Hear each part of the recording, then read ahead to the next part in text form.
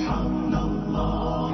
والحمد لله سبحان الله لله به تعلو الدعوات وتحل على الناس البركات. وحاك لو وري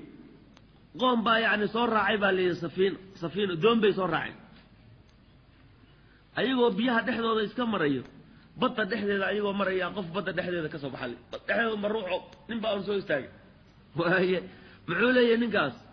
maci kalimatun abiicuha bi 1000 dinar hal kalimo oo 1000 dinar joogtaan wataa yaa iga gadanay yaa iga iibsaday hal kalimo oo 1000 dinar joogto faqala ahaduhum midba wuxuu yiri هذه 1000 دينار كنك دينار واكن أنيق يجيبس فقال وحوري اضرحها في البحر بدا كتب كنك دينار بدا كري أركضنا كلمة كتينة يعني فضرحها بدا كتري فقال وحوري قل وحاتر هذا ومن يتق الله يجعل له مخرجا ويرزق من حيث لا يحتسب سلادوي آية داسو أشياء آية أخربوا آية صفية عن أحفظ بكويد حفظ بكويد وحفظي markuu si fiican u xifdiyay inkasar markabkii waa kala jiro ninka aayadii markuu bartay oo intuu ku celiyay aayadii uu bartay oo hay u xifdiyay doontii waa jabtay waa kala jabtay wa baqiya rajulu ninkii ala lawhin buu ku haray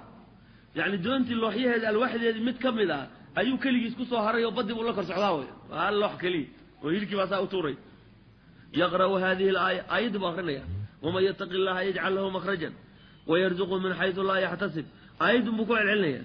فرماه الموج هيركي وكتور في جزيرة ما الجزيرة أحيبها يكتور فيها امرأة جميلة قرح بدن باجوك تماشي فسألها عن أمرها وويدي محالة هيد فقالت وحيتنا أنا أرجو من بلد كذا بلد يعني بلد هبل الليل هذا أيان كيم هذا فاختضفت والله يصادف حتى جعلت في هذه الجزيرة ماشي أنه ما أركب الله يقول صوتوري meel aan ka imid la garan maayo magaalada hebla la yiraahdo ma dadkeeda ahaan jiraan halkaas aan joogi وكان وكل يوم يطلع من البحر جني فيراودني مال la arkab badda waxa ka soo baxayo jin baa iga soo baxayo oo inuu aniga dhibaato i gaarsiiyo rabo waa aad baan markaas uga cabsada ilaahay baan iga badbaaday markaas wuxuu ku yiri waqtiga uu soo baxay ii sheego yani meel uu san arkaynin baan ugu gabanayaa aniguna aan ka arkayo adigu itusun markaasay way tustay way markuu soo baxay markaas wuxuu yiri aayadii baan ku dul aqriyay buu ay falama raahu markuu arkay qiraa'ada aayadii buu aqriyay faltahaba nar uu gubtay jinkii meesha ka soo baxay uu gubtay markii aayadii lagu dul aqriyay way farihat almaratu naagtii way faraxday oo bidalika thumma akhadhat bi yadi rajul mithla gacanta qabatay ila kahdi fihi dalka oo hadi wal bal waxay geysay dad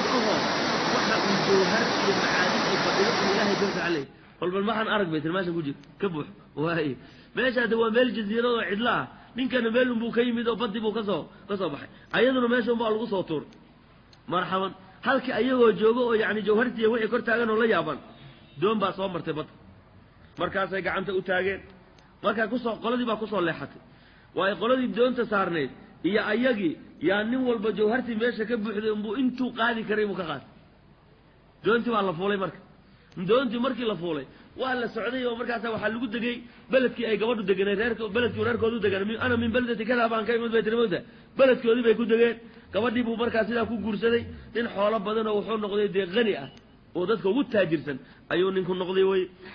muxuu ka helay hada waxa soo nafica muxuu ku helay hada kelimada uu ibsaday buu ku helay وما يتق الله يجعل له مخرجا